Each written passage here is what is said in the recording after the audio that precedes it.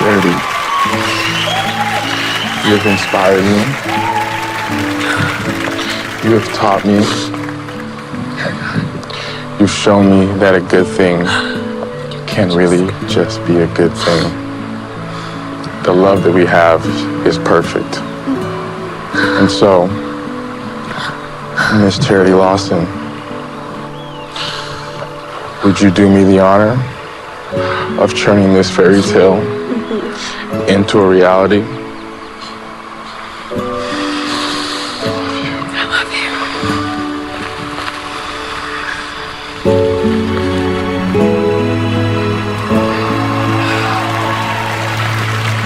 Miss Charity Lawson.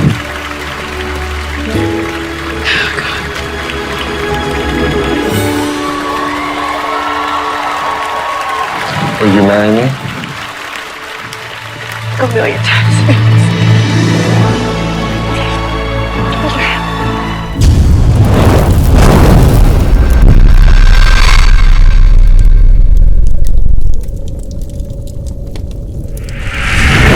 Good morning, good evening, good afternoon, wherever you're at. Thank you so much for tuning in to The Passionate Podcast. I am your host, Casey Kale. Thank you so much. Today, I am so excited, right? This is a really fun moment for me because I got a very good friend and a unique friend that has done something that most people don't get to do, and something that I was able to kind of partake in, which is really fun.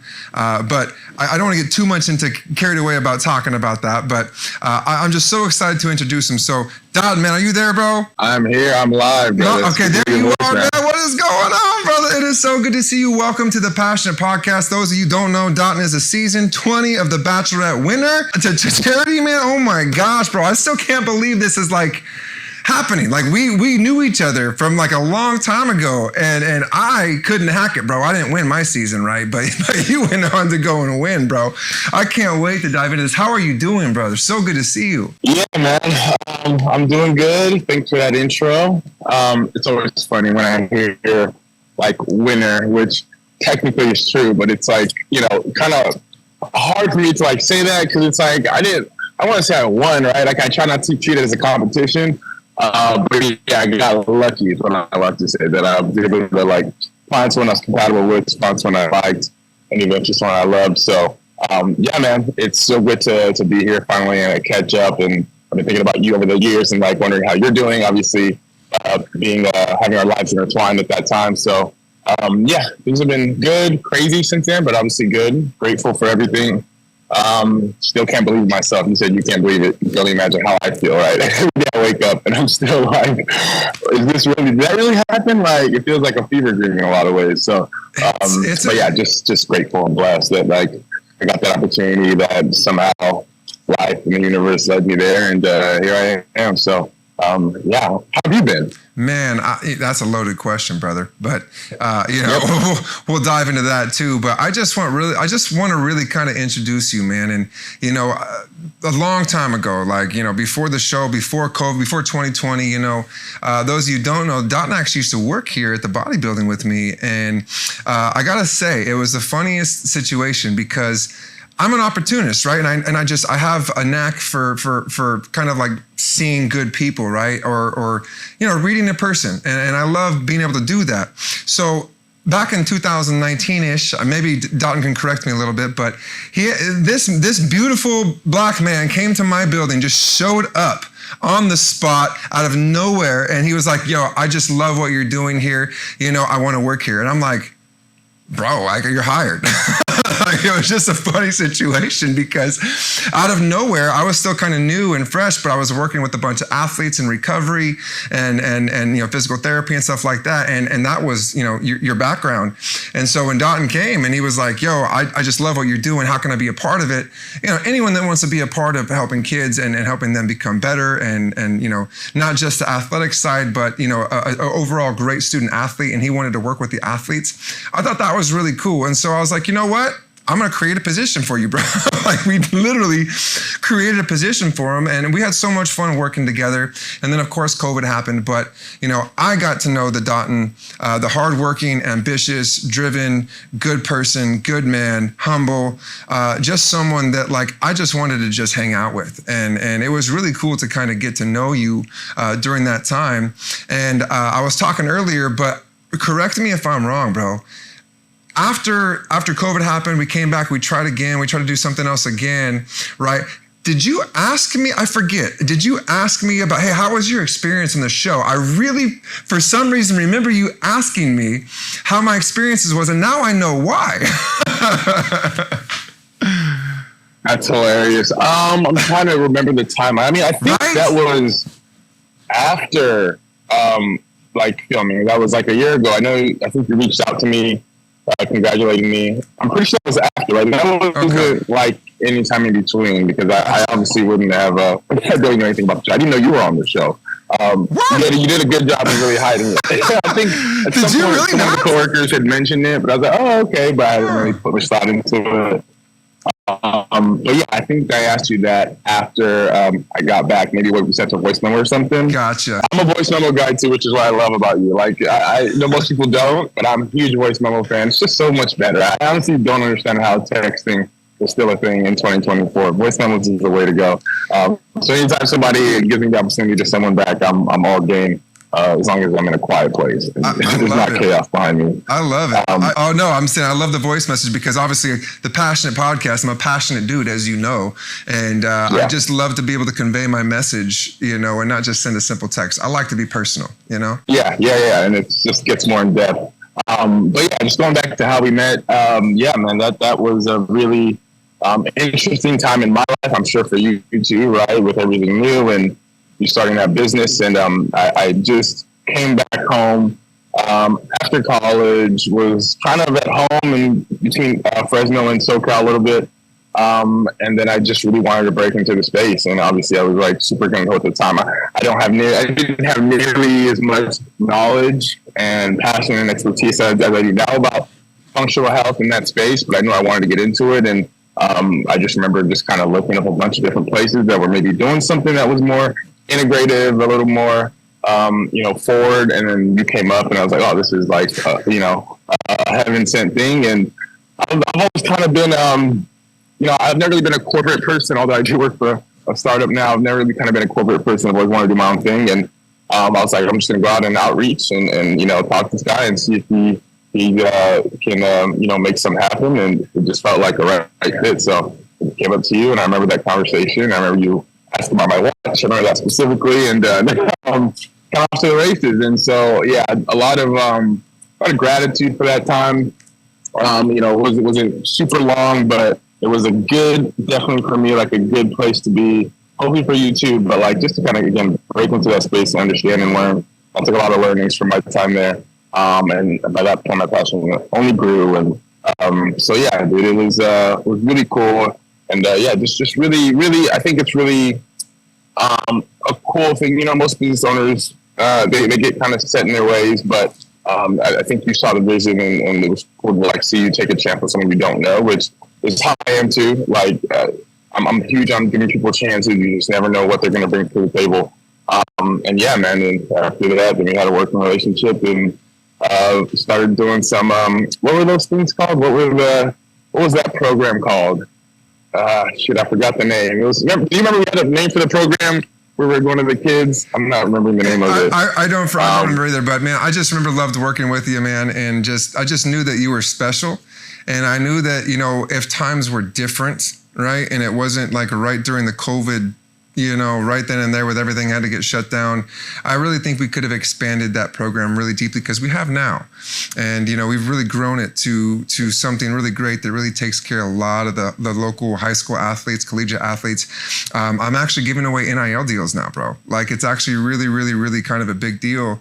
And I love what we do. And I have you to thank for helping me kind of jumpstart that program, whether you know that or not. And, I always had gratitude for you, just because you came to me me with ideas, and you knew like, hey, like this is a cool opportunity and I'm gonna explore it. And things just kind of like, unfortunately COVID happened, and things got shut down and we couldn't continue that. But you went on to do great things, man, and I'm really proud of you, bro. I'm really excited to see your journey continue. I mean, you stole the heart of Charity, man, and that's got to be a really cool feeling, because like you said, you're a lucky guy. You not won, but you earned, in my opinion, the heart of someone very special. And I think that's really cool, man. And I'm excited for you, and I'm excited to watch that grow, and I'm excited to watch that blossom and see what comes from that, man. And again, congratulations on such an amazing woman, bro. I mean, you did good, bro. Yeah, no, she's awesome. Like I said, and you can attest to this, but the thing is, like, even if you pick the best person, it might not be compatible, right? So there's so much luck involved in that show, and so much trust you got to put into the process. And if you make it to the end, then the parts after that, that's the most important part. And it requires a lot of work to make it work. It doesn't happen just from the show. Like, the whole thing was that, like, it's like a fairy tale, and that's the whole, like, theme of our time on the show. But after that came a lot of work, and like we both were just both willing to do it, put our best foot forward. And yeah, so we're still standing here today, and again, just super grateful. And yeah, she's awesome. She'd hop on, but she's asleep right now. She's kicking ass. She had a Pilates class, and you know how that shit goes. One of these days, man, hey,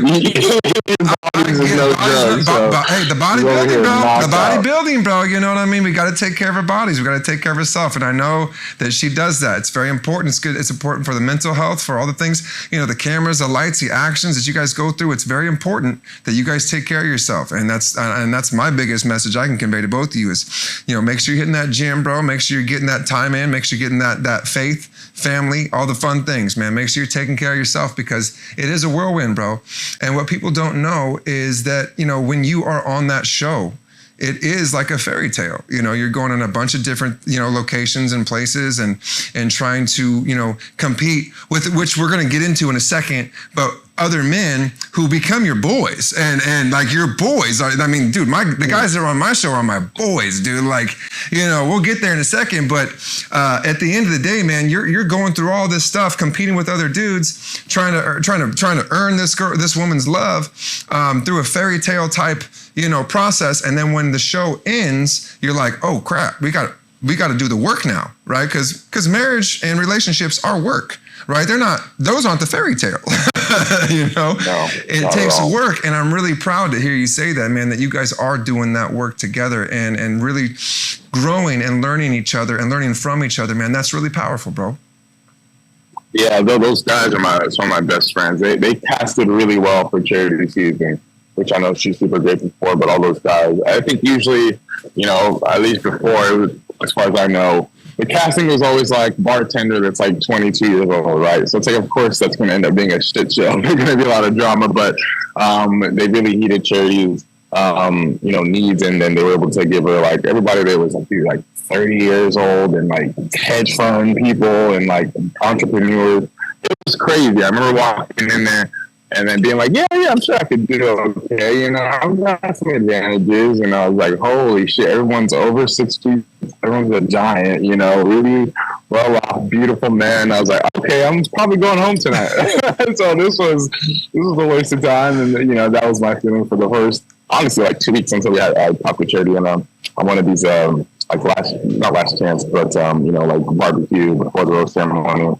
And I talked to her, and then we hit it off, and I was like, oh shit, like there's actually something there. And then that's when I really kind of bought into the process. But yeah, man, I got a fiance out of it. I've got legitimate best friends out of it. And so, yeah, man, it's again, just super grateful. And I know I got lucky. I know it doesn't always end up like that for a lot of people. It's really easy to go home, sacrifice your job, sacrifice your life, maybe your relationship, go home that one, and nothing happens, right? Absolutely nothing. Or even worse, like bad shit happens, And so I feel really, really lucky that I had the trajectory that I did on that show. Pretty wild stuff, man. Man, that's you're still cool with some of the guys. You still hang out with them? Oh yeah, bro. Honestly, I'm man. I'm curious what that looks like, 10 years later. Honestly, we all grow apart. We all have lives. We all get married. I've got a little baby boy. He's 4-year-old Kipton, and I got a baby girl, Carter. with the kids. Shout out Kipton, shout out Carter. Yeah, she's on their way, so she'll be here in 3 months, man. So I'm really excited about that. Definitely an amazing experience, and just I don't know really how to explain it. When you become a dad, man, something changes, and people say that, so it's cliche, right? But for me, it's more than just being a dad. It's about actually becoming a man.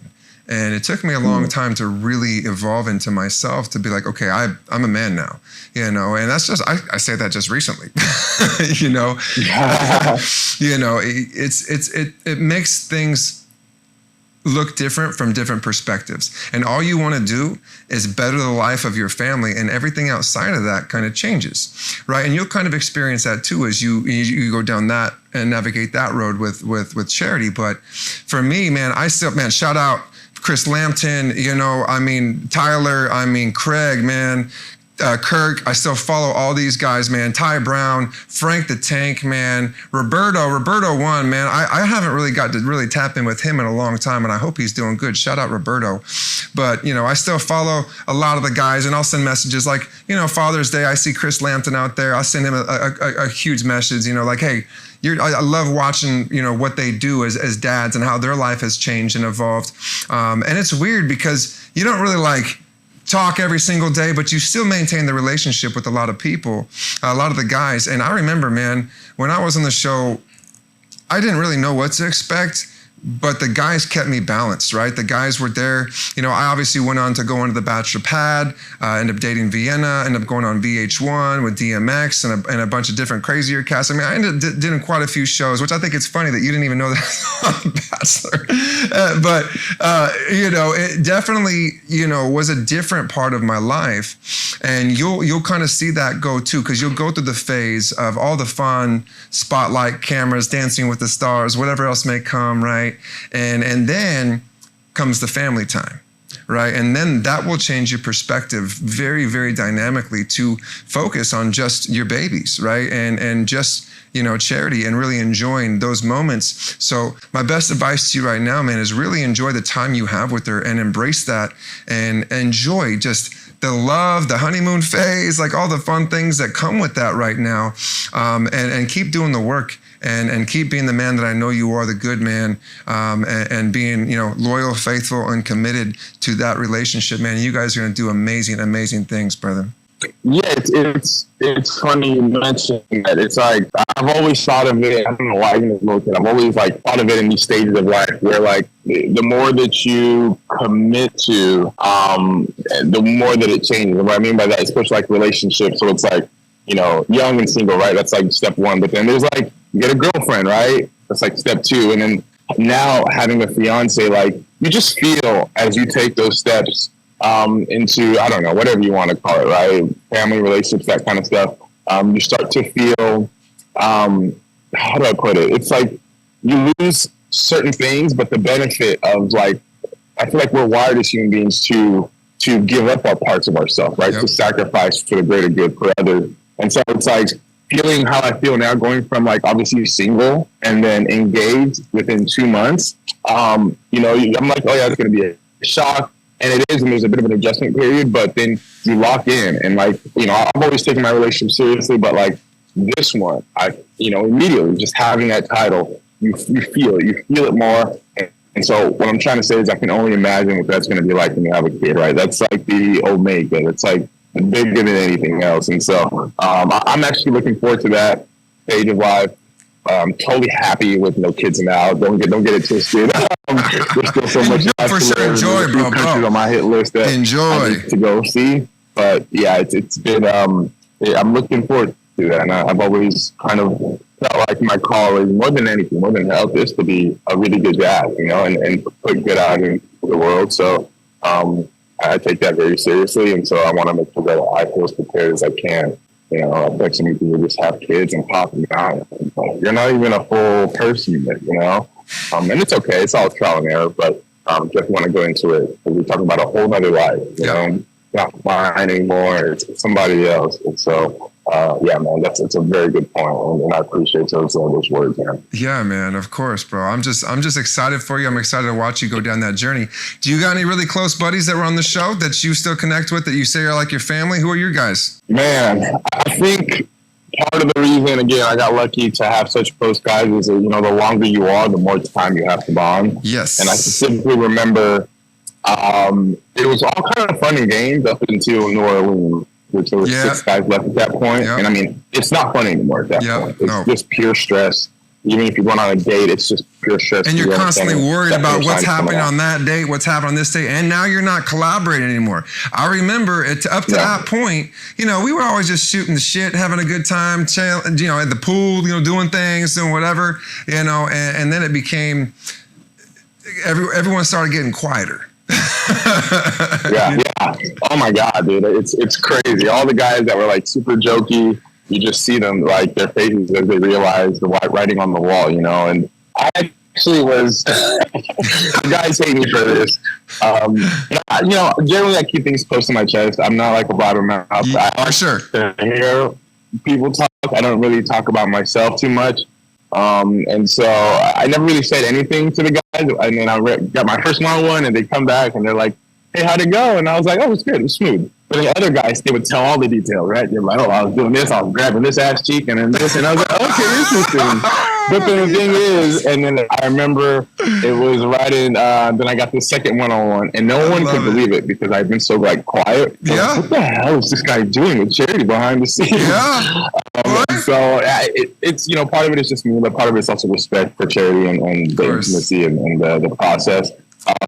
But yeah, to go back to your original question, it's usually the guys who kind of made it to that top to go to close. I mean, I'm close with everybody. I don't want to single anybody out. Like, really love that there's like a core 16, the top 16. I know every single 25 guys from the show. I know every 25 of the guys, and I still follow pretty much all of them who have social medias, anyways.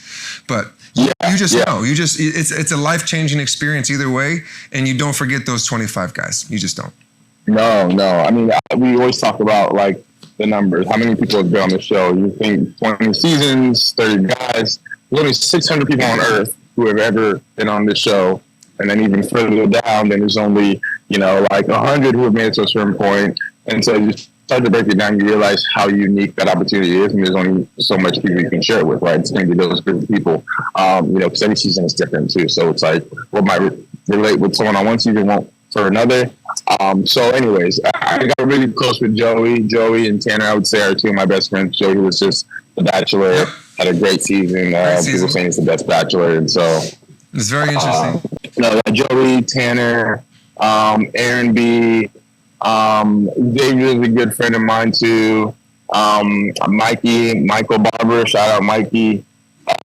James, I mean, I can go on and on. It's essentially literally just the top guys. But I mean, we all even have a trip planned in Mexico for October. So we're super looking forward to that. It's a whole group of us going. So yeah, we remain tight, and the goal is to remain tight forever. I really do hope that remains the case. I know how life happens, and it's not always going to be, the high that it was right after filming, but we're still cool. So just, again, another thing I didn't expect to happen. That's cool, man. Show. I was like, I'm probably going to hate these guys. They're probably all douches, Like, I assume everyone who went on the show was like a douche who thought they were all the shit. And they kind of are. The guys kind of are douches, but they're my douches. Well, they're ours, you know what I mean? And I'll tell you, too, your season was different than mine because we didn't have any hedge fund dudes. We had, like, a couple attorneys. Shout out, Jeremy. We had some really, really cool dudes, like Jason. There was, like, some ballers, but I mean, it was more just normal chill dudes. Like, you know what I mean? Like we were boys. Like I was 25, 26, it was a very young group because Ali, who we were going after, was younger too, which I thought was funny because I went on the show for two completely different girls. I went on there for Vienna or Tenley's, who I thought was going to be the Bachelorette, because I didn't know when I was going on there, right? So I literally went on there for Vienna or for Tenley.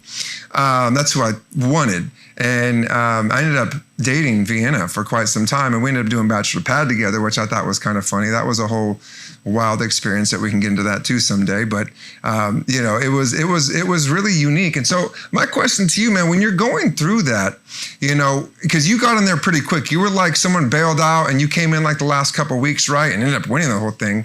But my question is, did you know that Charity was going to be the Bachelorette going into it? Yeah, dude, great question.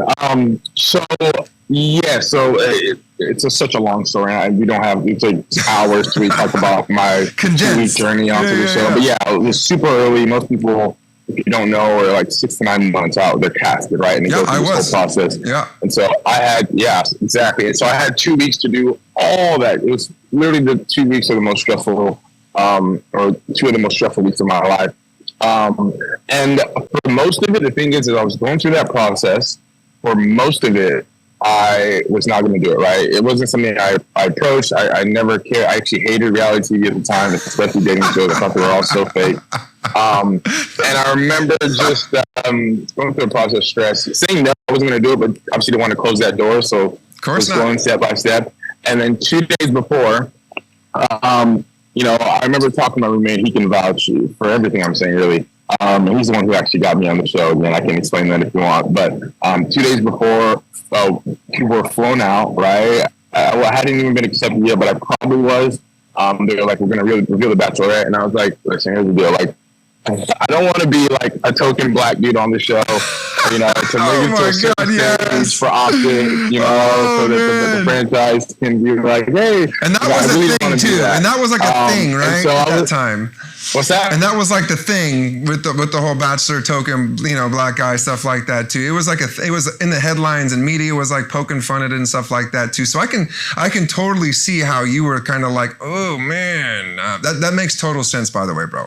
Yeah, and the criticism has been out there, and I know they've done much better since then. So I mean, kudos to them. But and I just didn't want to be that, and so I was like, if they're just gonna choose, Sally up the street, I probably won't do it. But I actually literally said, but maybe if it was someone I could see myself with, who actually have a chance, I might do it. And then that same day, they were like, check, we're going to reveal the Bachelorette. And then it was Charity. And I was like, okay, I know I won't be a statistic, and that's actually one of the big things that sealed the deal. That, along with the conversation from my mom. And I just couldn't believe it, talk about like destined and meant to be. The same day I was literally calling my roommate. I was like, I'm not going to go there just for optics so I can get used. And they showed me someone who I actually could see myself with, right? And I was like, holy shit, what are the chances of that?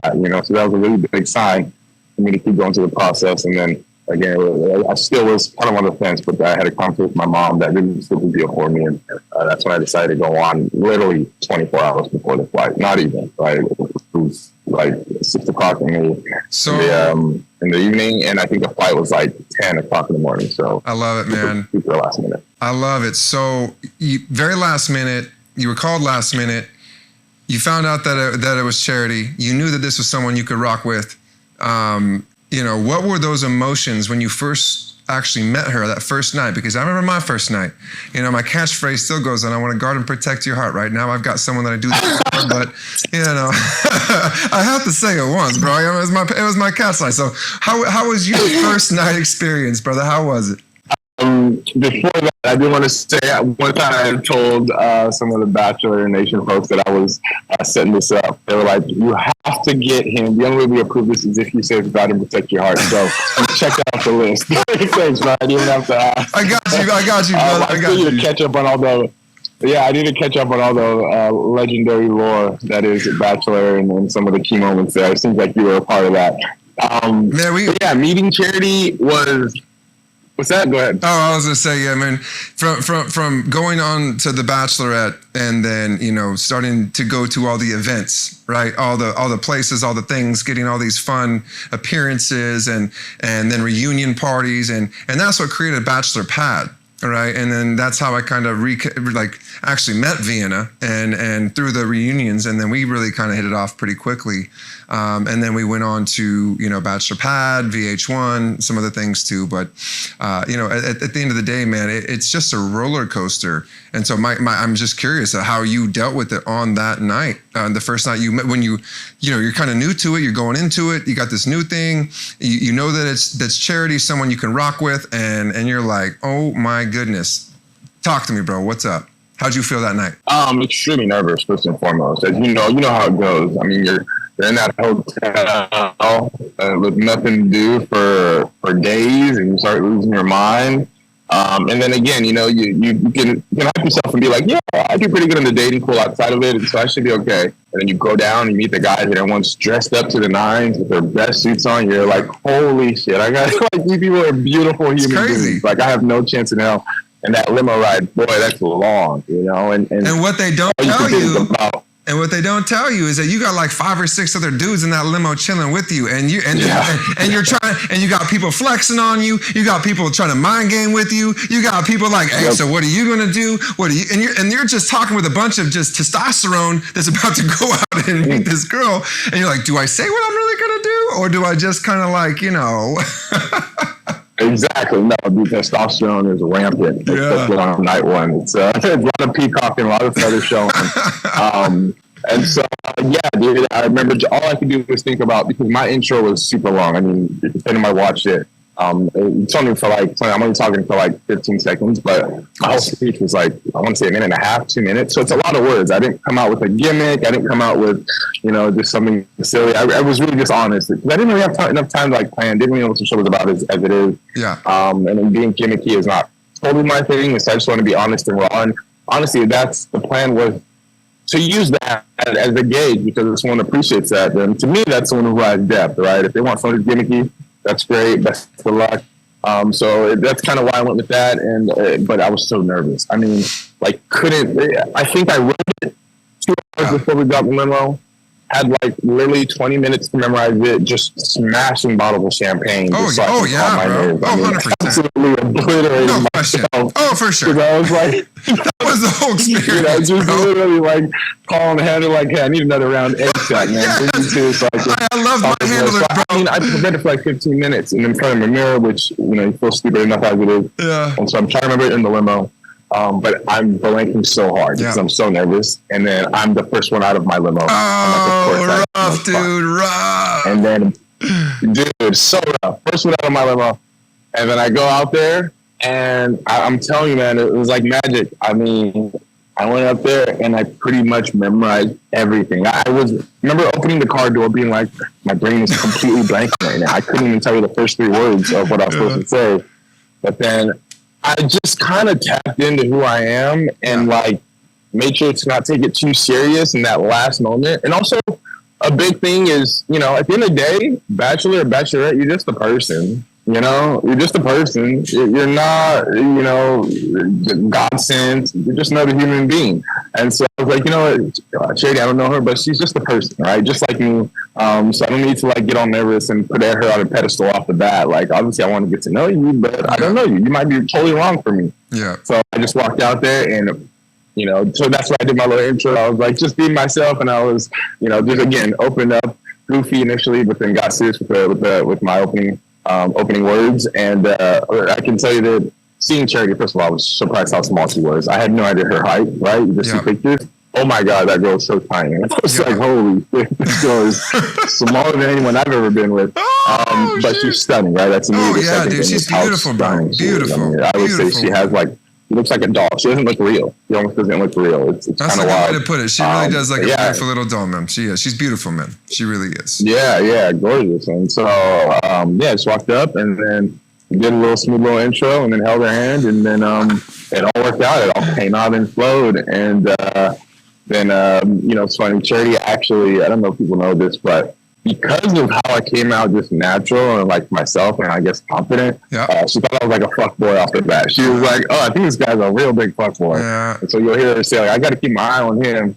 But as she got to know, I was like the least fuckboy person in the whole room. And so that's when things took off. But yeah, I hope that answers your question, right? No, that's great. Kind of a lot. No, but that's what I wanted, man. It's all about the emotion, right? It's about the passion. You felt that passion on day one, man, and you went for it. And you know, let me ask you this: when did you really understand that you fell in love with her, truly? Man, I mean, it definitely had to have been like Fiji, right? So those last 2 weeks where it was just me, Joey, and Aaron at the time. And again, you have so much time on your hands. And so, I mean, even throughout the process, but especially in Fiji, which was the perfect place to like meditate on. And I did that. I meditated so much on what this person means to me, because it's like, at this point, great. Like, got to know her. It's been a great experience, but am I ready to take that next step? Because I'm not into breaking hearts. I'm not into hurting nobody. I don't want to hurt nobody. Yeah. There's enough pain in the world. So I'm not trying to like date someone and that's, might not be right for me. I was extremely selective when I was dating before Bachelorette.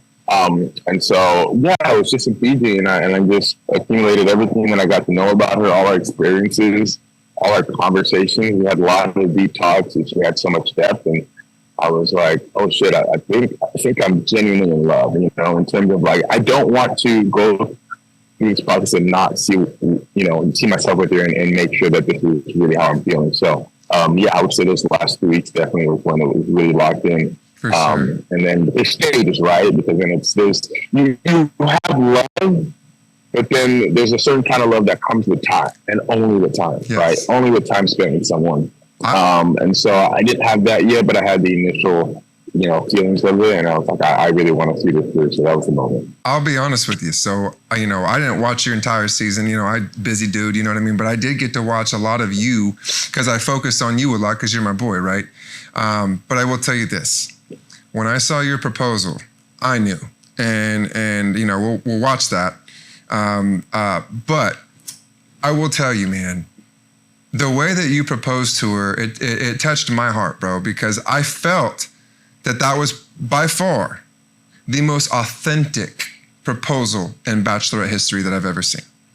There was nothing. It was all you, bro, and I feel like Charity felt that.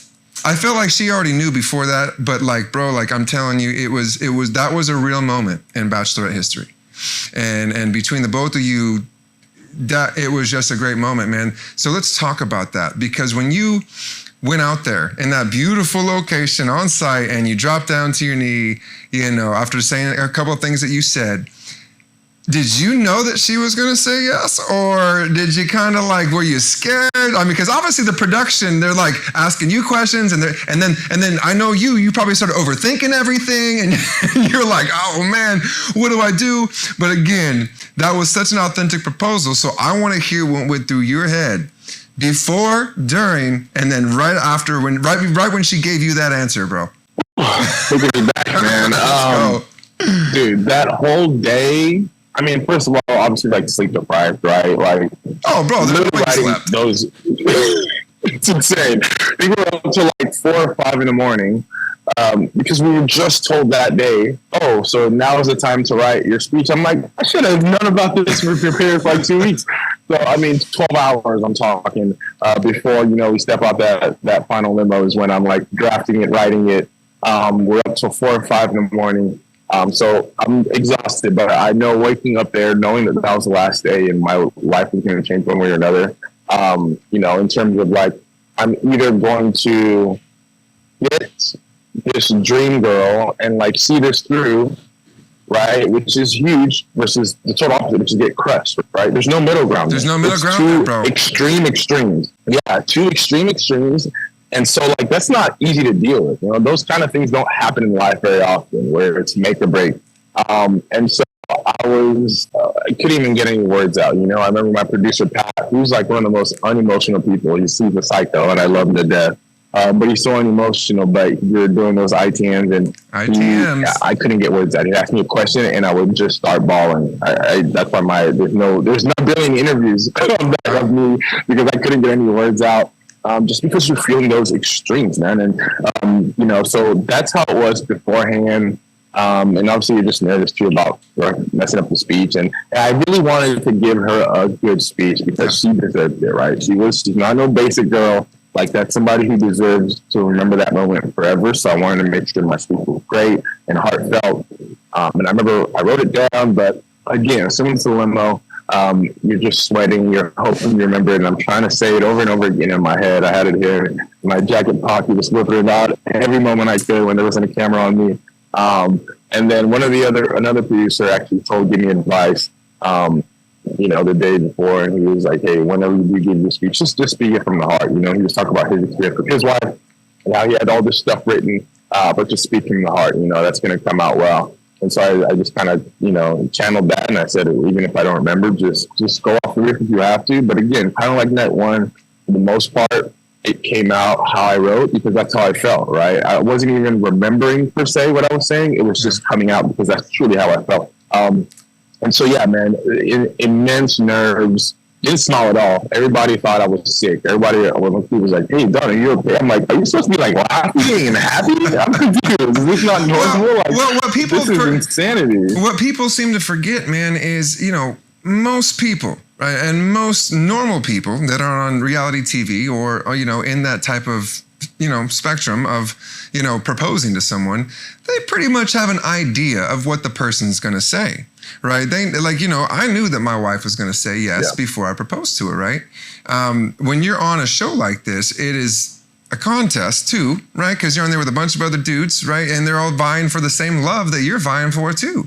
You just happen to get the love, and but getting to that moment, there's a lot of production behind it too, and they're asking you questions. You're getting emotional. You're trying to figure out what's what in the ITMs and how you're going to translate outside of the ITMs when you go and speak to her, and then it boils down to that moment, and then you ask the question. How did you feel right when you asked that question, bro? What went through your mind before she said that answer? Because I watched the video and we're going to play it again. But in that moment, I felt like you were like, your eyes were wide open. You're like, what are you going to say? Oh my God. Absolutely right. You have no idea what happens. And it's funny because Charity has said it that she was like trying to give me signs that it was going to be okay. Oh yeah, but there's no way. Again, I didn't. It's TV, so I'm not gonna have no expectations at all, right? That's just gonna lead to disappointment. And so Charity actually did something. I gave my speech, and then obviously Charity has her own speech before I finish off and say, "Will you marry me?" And so I give the first part of my speech. Obviously, you see me; I'm nervous as hell during that whole video, and then Charity goes into her speech, and she has like a small smell, but it's not enough for me to be like, "Oh, this is great." And there's a point where she goes, "I love is too good," and I was like, "Oh God, this is where she's gonna break my heart." She's like, "It's too good." I was like, "That's not a bad thing, right?" Right. So I actually thought I was gonna get my heart broken in that moment. And then she followed up with, "But a good thing is just a good thing," which is a whole lesson that we had been learning throughout our whole season. Yeah. We had, like I said, a flawless connection, no drama, no weirdness, nothing negative at all throughout the season. And so that's when I was like, okay, I think I'm gonna. After she kind of gave that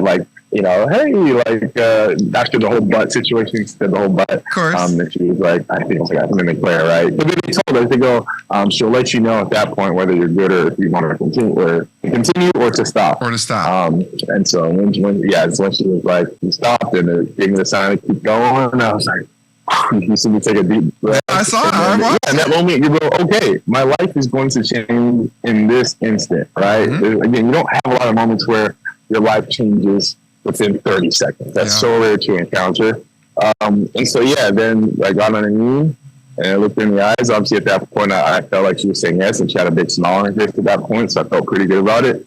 But yeah, it was literally up until that moment that I thought I could get my heart broken. So it was never a point of like, yeah, I got this. The confidence that I had before that eroded. And again, part of that is also knowing Joey, who, again, was the most recent Bachelor. He's such a good guy. Yeah. Me and him share so much characteristics. I mean, the guy is beautiful. You know what I'm saying? He's a gorgeous human being.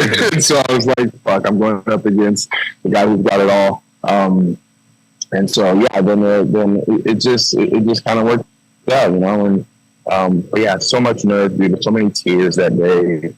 And that's how I work. I don't internalize things in a bad way. It's a good coping mechanism, but I don't.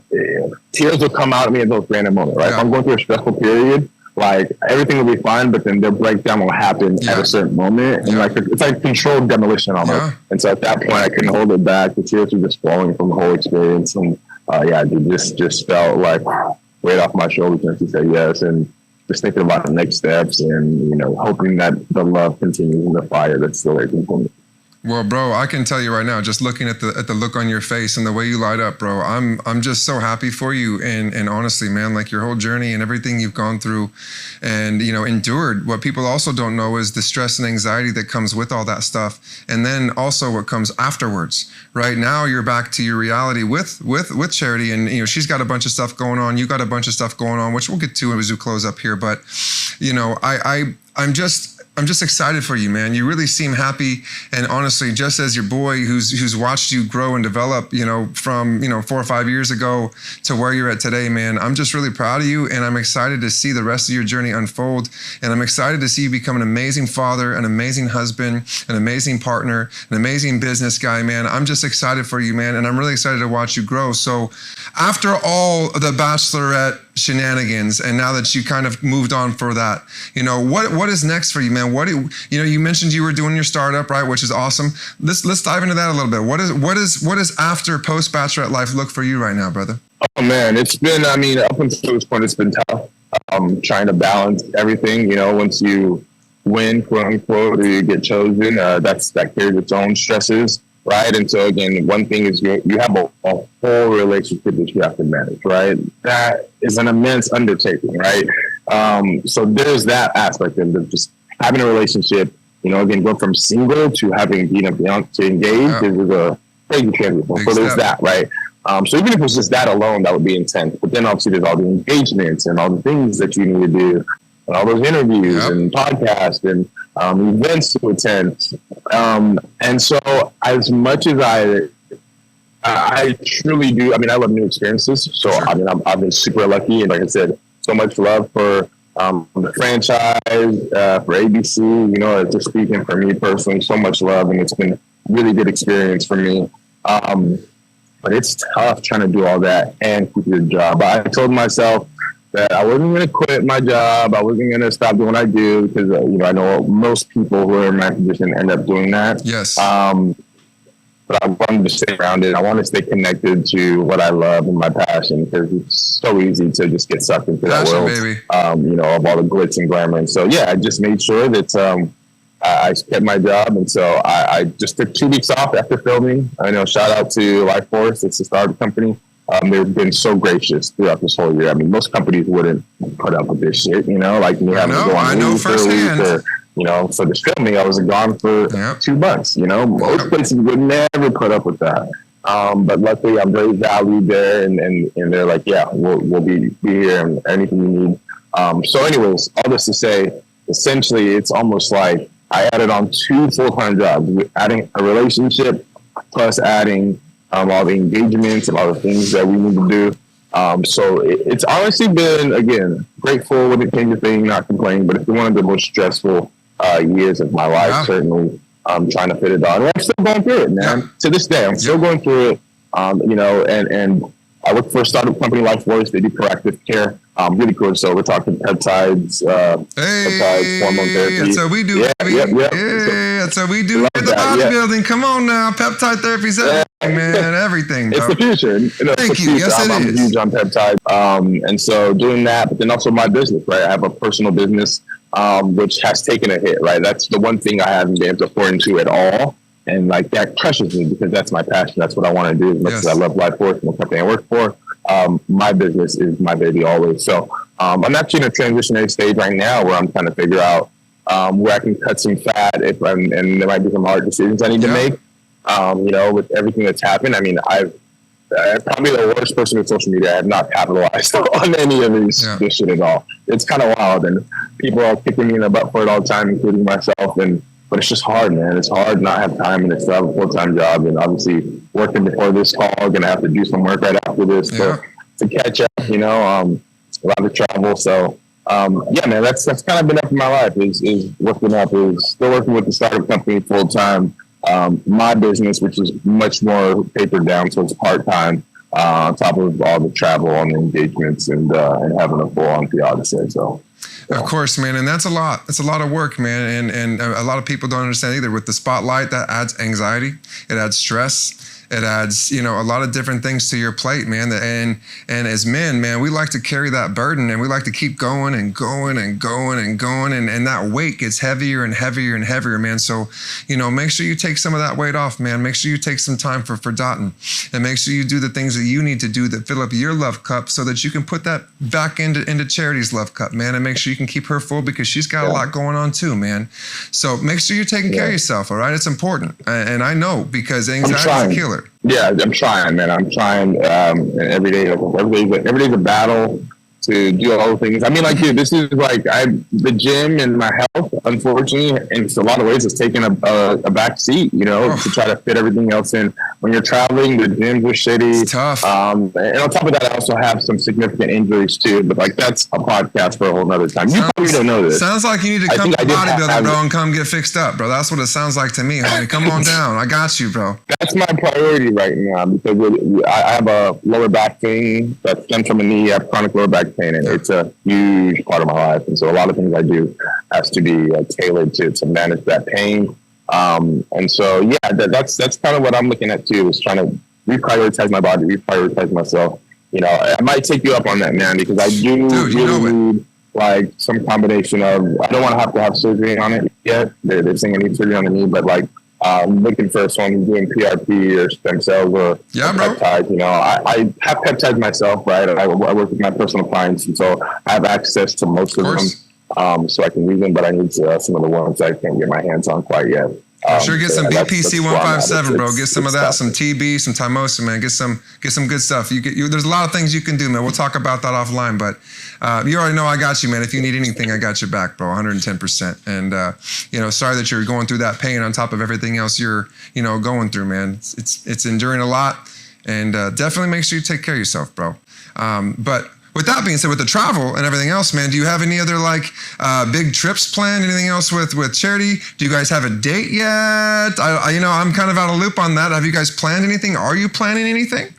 Yeah, man, we have one cool thing, not a trip, but we actually did. We went to Grenada and we did this insane photo shoot for a magazine cover. So that's going to be coming out anytime now. Nice. So that's something we're so excited to look forward to. And in terms of trips, nothing that's coming to mind because everything happens so fast. Most of our things are within like a week or two, you know, and so it'll come up, right? But it's kind of spontaneous in that regard. Like I said, I have a trip with some of the boys in October. Yeah, that's always fun, man. So that's going to be such a good time. But as far as me and Charity, I think the last 6 months have been insane. So we are actually happy when we don't have to travel. So that's kind of where we're at. Not forever. We love travel, so definitely want to get back into it, but we need a breather. We both do. So even now, right, we're traveling on the road. I'm here in San Diego, and Charity is here with me, and she was in Calgary before that. So a lot of movement, but nothing. I think we're just looking forward to some peace and quiet and doing some things for ourselves. And so these days, we just like go to concerts by ourselves and go out. Like that's what just normal thing, you know, that you did before the show.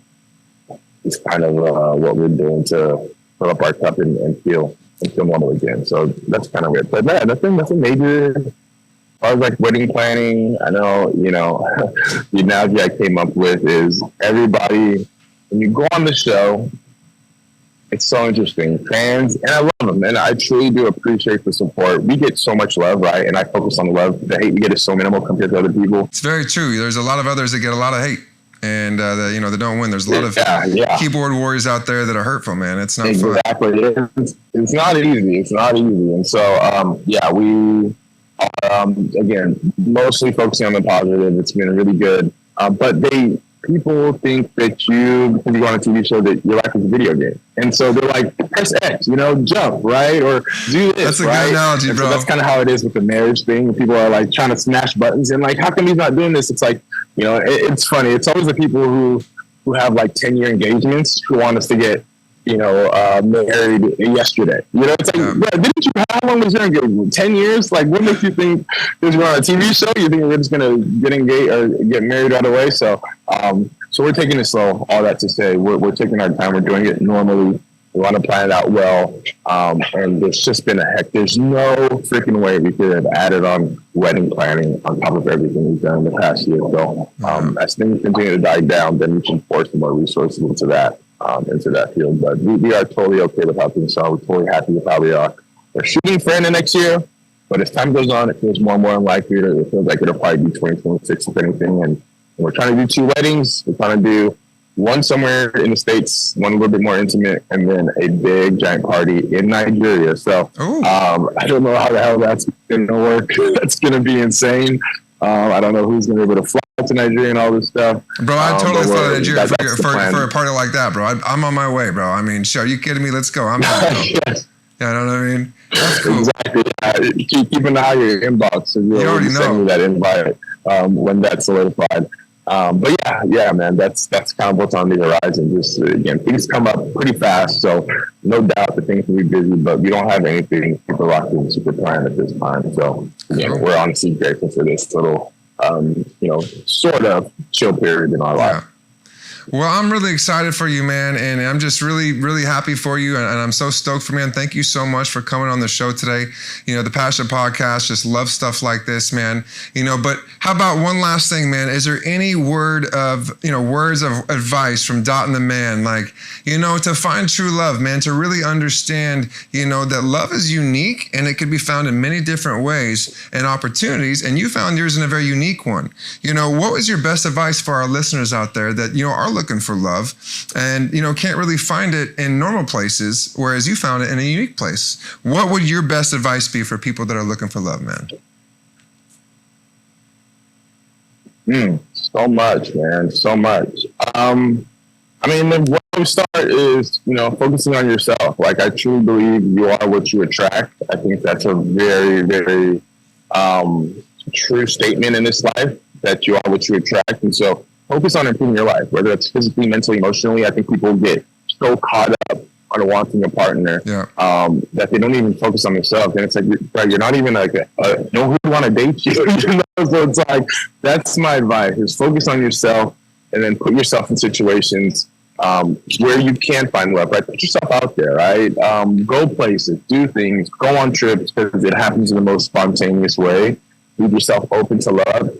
And also leave yourself open to heartbreak, right? You limit yourself severely to continue to lean on, past traumas and let that hinder you. You have to be ready to get your heart broken. You got to put it out there, put it on your sleeve, as they said, and build resilience, so that, because it's bound to happen. You're bound to get your heart broken. You're bound to be hurt. But there's no greater feeling, and all that pain is worth it when you do find the love that you're looking for. So yeah, man, it's just working on yourself, being aware of who you are, right? Being mindful.